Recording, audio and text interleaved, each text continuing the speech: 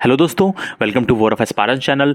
Chaudhary Charan Singh university से जुड़ी हुई बहुत सारी न्यूज़ मेरे पास अवेलेबल हैं और इन सब पर मैं अब डिस्कशन करने वाला हूं। बहुत अच्छी न्यूज़ भी आप लोगों के लिए अवेलेबल है, ठीक है। जिसे पिछले बहुत सारे टाइम से मैं देख रहा हूं कि जो डाउट आ रहे हैं प्रोफेशनल कोर्सेज से संबंधित, BBA, BCA, BLLB, LLB, इनके बहुत सारे डाउट आ रहे हैं कि हम सेकेंड सेमेस्टर में हैं, क्या हम प्रमोट हैं, हम फोर्थ सेमेस्टर में हैं, क्या हम प्रमोट हैं, ठीक है। BLB वाले 8th सेमेस्टर, 6th सेमेस्टर, इन सब के डाउट आ रहे हैं लगातार, तो इन सब पर भी बातें करने वाला हूं। इसके अलावा BSc नर्सिंग के डाउट हैं, इसके अलावा बैक वालों के डाउट हैं, BA, BSc, BCom में जिनकी बैक है उनके डाउट हैं, फाउंडेशन कोर्स, क्वालिफाइंग कोर्स से संबंधित बहुत सारे डाउट हैं। लेकिन भाई एक एक करके बात होगी सब पे, एकदम सब पे एक साथ बात नहीं की जा सकती। तो सबसे पहले बात करते हैं जो LLB का ऑनलाइन वाला कार्यक्रम है। देखिए, कल नोटिस आ चुका है यूनिवर्सिटी की तरफ से। यूनिवर्सिटी ने ये बताया है कि BA LLB 10th सेमेस्टर वाले, LLB में जो 3 ईयर वाली LLB है उसमें फर्स्ट और 6th सेमेस्टर वाले, और LLM में फर्स्ट और 4th सेमेस्टर वाले स्टूडेंट्स को स्वतंत्रता प्रदान कर दी है कि आप लोग चाहें तो ऑनलाइन माध्यम से भी परीक्षा में सम्मिलित हो सकते हैं। लेकिन उसके लिए आपको फिर से यूनिवर्सिटी की वेबसाइट पर अपनी फॉर्म नंबर से, जो आपका फॉर्म नंबर है उससे आपको लॉगिन करना है, और लॉगिन करते हुए आपको ऑनलाइन मीडियम को चुनना है, ठीक है।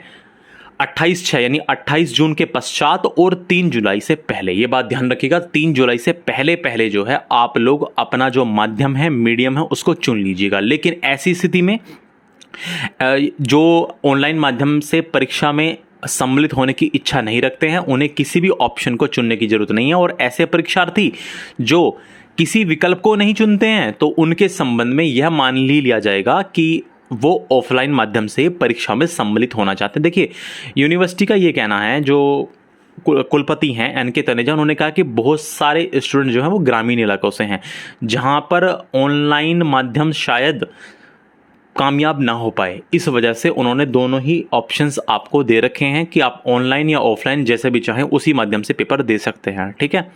देख सकते हैं समाचार पत्रों के विभिन्न अंकों में भी ये बात छपी हुई है कि छात्रों से अनुमति ली जा रही है कि जो छात्र ऑनलाइन परीक्षा देना चाहते हैं उन्हें अपने परीक्षा फॉर्म पर इसका विकल्प देना पड़ेगा। इसके लिए विश्वविद्यालय का पोर्टल भी खोला जा रहा है, और विश्वविद्यालय उससे जुड़े कॉलेजों के BLLB 10वें सेमेस्टर, LLB 3 वर्ष के पहले और तीसरे इन्होंने गलत छाप दिया भाई, ये तीसरे साल का 6th सेमेस्टर होना चाहिए।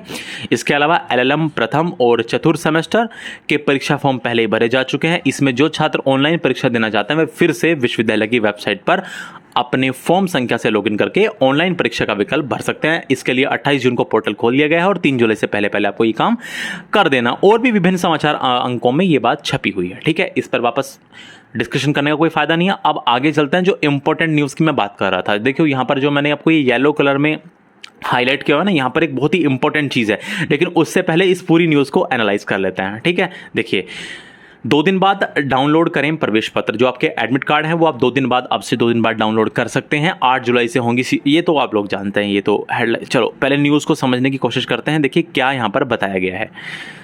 CCSU से एफिलिएटेड कॉलेज में 8 जुलाई से होने वाली एनुअल एग्जामिनेशंस के लिए 2 दिन बाद एडमिट कार्ड डाउनलोड शुरू हो जाएंगे। सेमेस्टर परीक्षा के एडमिट कार्ड भी डाउनलोड होंगे। 8 जुलाई से UG-PG की एनुअल एग्जाम की यूनिवर्सिटी ने पूरी तैयारी कर ली है। सभी सेंटर्स पर प्रश्न पत्र भेजे जाने का काम शुरू हो गया है। प्रश्न पत्र सभी कॉलेजों में इस तरह भेजे जाएंगे कि हर कक्ष में दोनों कोड के पेपर रहे। देखिए, यूनिवर्सिटी आपको बता रहा है कि जो क्वेश्चन पेपर है वो इस हिसाब से भेजे जा रहे हैं कि यदि आपके मान लीजिए किसी सब्जेक्ट में 2 कोड पे पेपर होते हैं, मान लीजिए किसी सब्जेक्ट में 2 पेपर होते हैं, ठीक है, तो वहां पर आपको एग्जाम रूम में दोनों ही अवेलेबल रहेंगे। आपकी चॉइस होगी, आप कोई सा भी एक ले लें। यदि 3 के होते हैं तो तीनों अवेलेबल रहेंगे, आपकी चॉइस होगी, आप उनमें से कोई सा भी ले लें। विश्वविद्यालय प्रशासन ने स्पष्ट किया है कि सारी गाइडलाइन विश्वविद्यालय की वेबसाइट पर अपलोड की जा रही हैं। धीरे धीरे जो सारी की सारी गाइडलाइंस हैं वो अपलोड की जाएंगी यूनिवर्सिटी की वेबसाइट पर।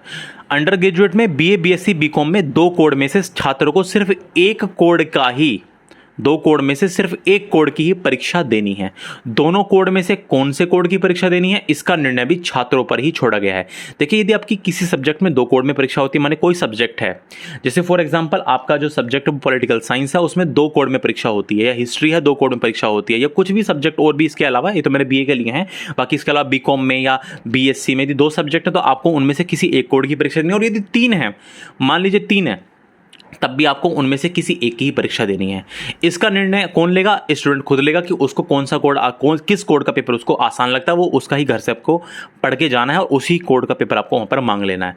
यूनिवर्सिटी ने स्पष्ट ये भी किया है कि BA BSc BCom को छोड़कर बाकी किसी कोर्स में व्यवस्था नहीं है। ये बात ध्यान रखना, ये जो कोड वाली स्वतंत्रता है ये केवल और केवल BA BSc BCom को मिली है, बाकी किसी को नहीं मिली है। काफ़ी लोग पूछ रहे हैं ना, BEd वाले, MA वाले, MSc वाले, MCom वाले, भाई आपको नहीं मिली है ये सुविधा, ये केवल BA BSc BCom को सुविधा है।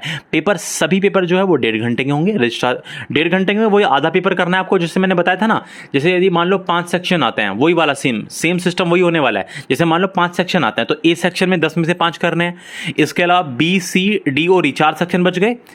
अब सेक्शन बी और सेक्शन सी में से, इन दोनों सेक्शन में से कोई भी एक क्वेश्चन करना है। देखो इन दोनों सेक्शन में आपको कोई 4 क्वेश्चन देखने को मिलेंगे, इनमें से कोई एक क्वेश्चन करना है। सुनो ध्यान से, सेक्शन बी और सेक्शन सी, इन दोनों सेक्शनों में से कोई एक क्वेश्चन करना है। और सेक्शन डी और सेक्शन ई, इनमें 4 क्वेश्चन देखने को मिलेंगे, इनमें से आपको कोई एक क्वेश्चन हल करना है। मतलब पैटर्न वही होने वाला है। 1.5 घंटे में इतना ही कर पाएंगे आप लोग, ठीक है। अच्छा, विश्वविद्यालय ने सभी कॉलेजों को रेगुलर पाठ्यक्रमों में होने वाली मौखिक परीक्षाएं ऑनलाइन कराने के लिए शेड्यूल बनाने को कहा है। देखिए, जितने भी रेगुलर स्टूडेंट्स हैं, रेगुलर कोर्स वाले हैं, उनको जो वाइवा है वो कैसा होगा? ऑनलाइन होगा, ठीक है। प्राइवेट वालों का वाइवा भी नहीं होगा। बता दें कि सम सेमेस्टर जून 2021 सत्र की 2020-2021 सेशन की वार्षिक परीक्षाओं में कोई भी प्रयोगात्मक परीक्षा नहीं कराई जाएगी। प्रैक्टिकल कोई भी नहीं कराया जाएगा। लिखित परीक्षा के आधार पर, यानी रिटन एग्जामिनेशन जो आप देंगे उसके आधार पर ही आपको प्रैक्टिकल के अंक निर्धारित किए जाएंगे। सिर्फ संस्थागत, यानी संस्थागत को देखिए कहते हैं रेगुलर। काफी लोगों को नहीं समझ में आता है, संस्थागत का मतलब होता है रेगुलर, व्यक्तिगत का मतलब होता है प्राइवेट। सिर्फ संस्थागत वार्षिक पाठ्यक्रमों की मौखिक परीक्षा ऑनलाइन होगी। केवल रेगुलर वालों की जो वाइवा है वो ऑनलाइन होगा, प्राइवेट वालों का वाइवा भी नहीं होगा। आप लोग जानते हैं सेमेस्टर परीक्षाओं के रिजल्ट आने शुरू हो गए हैं। BCom LLB का घोषित कर दिया गया। आप लोग ये बात ऑलरेडी जानते हैं, तो रिजल्ट पर भी थोड़ी बात कर लेते हैं और फिर इस न्यूज पर आते हैं। विषम सेमेस्टर की दिसंबर 2020 परीक्षाओं के रिजल्ट आने शुरू हो गए हैं। विश्वविद्यालय ने सोमवार को BCom LLB तीसरा और 5वां सेमेस्टर का रिजल्ट जारी कर दिया। 3rd सेमेस्टर और 5th सेमेस्टर का रिजल्ट जारी कर दिया। जुलाई महीने में यूनिवर्सिटी सारे रिजल्ट जारी कर देगा। और ओड सेमेस्टर की दिसंबर 2020 की परीक्षाएं मार्च में शुरू हुई थी। 12 अप्रैल तक विश्वविद्यालय ने 90% खत्म करा ली थी परीक्षाएं। इसके बाद लॉकडाउन लगने के कारण परीक्षाएं जो है वो स्थगित हो गई थी, पोस्टपोन हो गई थी, जिससे इनका मूल्यांकन कार्य भी रुक गया था, यानी मार्किंग भी नहीं हो पाई थी। कुछ दिन पहले यूनिवर्सिटी ने 4 केंद्रों पर फिर से मार्किंग का कार्य शुरू कराया था। और तेजी से मूल्यांकन के कारण विश्वविद्यालय ने सोमवार को पहला BCom LLB का रिजल्ट जारी कर दिया है। जितनी तेजी से मूल्यांकन हो रहा है उससे जुलाई महीने में सारे रिजल्ट जारी हो जाएंगे। तो रिजल्ट से संबंधित डाउट भी आपके क्लियर हुए। इन अंकों के आधार पर अगले सम सेमेस्टर, और देखो अब यहां से बहुत इंपॉर्टेंट चीज शुरू हो जाती है। देखो मैं पेन ले लेता हूं और देखो यहां से बहुत इंपॉर्टेंट चीज। अब देखो, अरे ये LLB वाले, BLLB वाले, अब ध्यान से सुन लो सारे के सारे लोग, ठीक है। देखो जितनी तेजी से मूल्यांकन हो रहा है उससे जुलाई महीने में सारे रिजल्ट जारी हो जाएंगे। और देखो इन अंकों के आधार पर जो आपके ओल्ड सेमेस्टर में जो मार्क्स मिलने वाले हैं, इन्हीं के आधार पर आपको अगले सम सेमेस्टर में, जैसे फॉर एग्जांपल आप जो है ना 2nd सेमेस्टर में हैं, तो फर्स्ट जो BLLB वालों ने 1st सेमेस्टर के एग्जाम दिए होंगे उनके मार्क्स के आधार पर आपको 2nd सेमेस्टर में जैसे आप हैं तो आपको प्रमोट किया जाएगा। 4th सेमेस्टर वालों को 3rd सेमेस्टर के आधार पर प्रमोट किया जाएगा। ये सभी में होना है, ठीक है। अगले सम सेमेस्टर में प्रोन्नत किए गए छात्रों को अंक प्रदान किए जाएंगे। देखिए ये जो मैंने आपको हाईलाइट करके रखा, इसको जरा ध्यान से समझिए। बता दें कि जिन छात्र छात्राओं की विषम सेमेस्टर की परीक्षा हुई थी उनमें अंतिम सेमेस्टर को छोड़कर बाकी सभी की परीक्षाएं विश्वविद्यालय नहीं करा रहा है। इन सभी को प्रमोट किया जाएगा। लेकिन अगर किसी छात्र छात्रा ने परीक्षा फॉर्म नहीं भरा था तो फिर आपको प्रमोशन का लाभ नहीं मिलेगा यदि आपने एग्जाम फॉर्म ही नहीं भरा है। बात आ रही है समझ में? तो मैं इसी की आपको बात कर रहा था। बार बार डाउट आते हैं, BLLB वालों के डाउट आते हैं, BBA BCA वालों के डाउट आते हैं। वो कहते हैं हमारे कॉलेज वाले कह रहे हैं। भाई पता नहीं कॉलेज वाले किस आधार पर कह रहे हैं। यूनिवर्सिटी गाइडलाइन तो यही थी कि आपके जो एग्जाम्स हैं वो केवल और केवल लास्ट ईयर के लास्ट सेमेस्टर के कराए जाएं, ठीक है। बात तो आ रही है समझ में? चलिए, इसके अलावा जो न्यूज़ है, प्रवेश से पहले बताएंगे टाइम टेबल, ये एडमिशन से संबंधित चीज़ है। लेकिन इससे पहले मैं आपको बता दे रहा हूँ बैक वाला सिस्टम। देखिए बहुत सारे BA BSc BCom में बैक वाले बहुत परेशान हैं कि हमारी जो बैक है उससे हम कैसे, मतलब बैक वालों के एग्जामिनेशन कैसे होने वाले हैं। देखिए एक बात चीज़ को समझिए, आप यदि गाइडलाइंस पढ़ेंगे, जो गाइडलाइंस 19 पॉइंट्स में जो गाइडलाइन आई है वहाँ पर साफ साफ एक बात लिख रही हुई है। जो बैक वाला सिस्टम है, बैक वाले भी सिर्फ किसी एक ही कोड का एग्जाम दे पाएंगे, ऐसा नहीं है मान लो आपके किसी भी सब्जेक्ट के किसी 2 कोड में यदि बैक है तो वहाँ भी आप किसी एक ही कोड का एग्जाम दे पाएंगे, लेकिन जो कोड बच जाएगा अब आपका इस पूरे सिस्टम में, जो कोड आपका बच जाएगा उसके लिए विश्वविद्यालय आपको फिर से अरेंज वापस बाद में अरेंज कराई जाएंगी। शायद ये सितंबर अक्टूबर में आपके पेपर बैक वालों के जो बच जाएंगे उनके फिर से अरेंज कराए जाएंगे।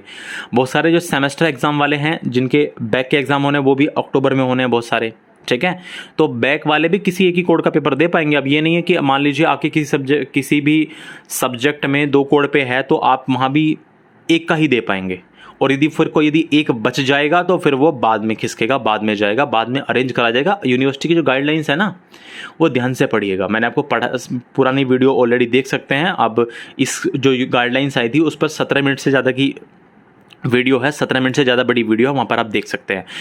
डाउट आ रहा है प्रोफेशनल कोर्सेज वाला और क्वालिफाइंग कोर्स वाला।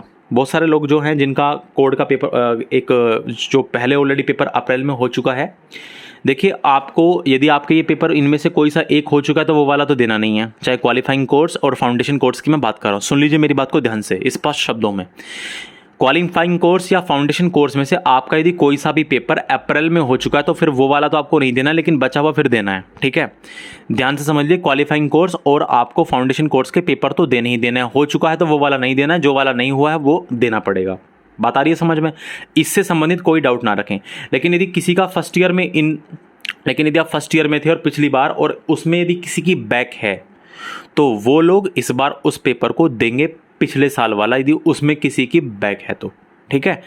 क्वालिफाइंग कोर्स या फाउंडेशन कोर्स में से, ये बात जरूर ध्यान रखिएगा। ये काफ़ी सारे डाउट इससे संबंध में भी आ रहे हैं। अभी भी बात नहीं क्लियरिटी से समझ में आई है तो फिर आप अपना जो डाउट है वो कमेंट में रखिएगा, ठीक है, जो आपका अपना डाउट है, क्योंकि सबकी सिचुएशन अलग अलग होती है।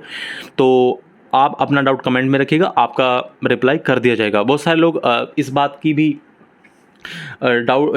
पर भी आपत्ति जताते हैं कि हमारे कमेंट का रिप्लाई नहीं किया। देखिए बात को समझिए ध्यान से, मैं सबके कमेंट का रिप्लाई करने की कोशिश करता हूँ। यूट्यूब स्टूडियो में जितने भी कमेंट के नोटिफिकेशन मेरे पास अवेलेबल होते हैं, जो भी मुझे दिखते हैं, मैं उन सब का रिप्लाई करने की कोशिश करता हूँ, ठीक है। मेरी किसी से भी कोई भी व्यक्तिगत द्वेष भावना नहीं है। काफ़ी सारे लोग इस बात पे मैंने देखा 1-2 कमेंट वाले कह रहे हैं, कुछ भी उल्टा सीधा गा रहे हैं। भाई आप अपने परवरिश को दिखा रहे हैं, ठीक है। और बताइए कितने ऐसे लोग हैं जो आपके कमेंट का रिप्लाई दे रहे हैं। मैं कोशिश करता हूँ कि आपके कमेंट का ऑथेंटिक रिप्लाई करने की कोशिश की जाए, सभी के सबका। लेकिन फिर भी क्या होता है कि यूट्यूब स्टूडियो सबके नोटिफिकेशन कई बार नहीं भेज पाता है, तो उस स्थिति में वो कमेंट छूट जाते हैं, ठीक है। लेकिन उसके बावजूद भी मैं सबके कमेंट के रिप्लाई करने की पूरी कोशिश करता हूँ। तो BLLB वाले, LLB वाले और इसके अलावा BBA BCA वाले आप लोग देख लीजिए, मैंने अभी आपको समझाया, ये बात आपको ऑलरेडी बताई है। BSc नर्सिंग, अच्छा BSc नर्सिंग वालों के बहुत सारे डाउट बार आ जा रहे हैं। BSc नर्सिंग, MSc नर्सिंग, अरे आपके एग्जाम तो पोस्टपोन कर दिए गए थे और उनको भेज दिया गया था सितंबर अक्टूबर में कहीं ले जाकर, ठीक है। वो उसी टाइम पर होने वाले हैं। इस 8 जुलाई से 8 अगस्त वाले इस पीरियड में कहीं भी उनका कोई जिक्र ही नहीं है। कोई भी डाउट होंगे आप लोगों के प्लीज़ पूछ लीजिएगा, ठीक है, और आप लोगों के डाउट क्लियर कर दिए जाएंगे। और यदि मुझे लगेगा कि बहुत ज़्यादा डाउट हैं, क्लियर नहीं हो रहे हैं, तो फिर देखेंगे लाइव सेशन लेकर के डाउट को साथ के साथ ही क्लियर करेंगे। धन्यवाद आप लोगों का जुड़ने के लिए।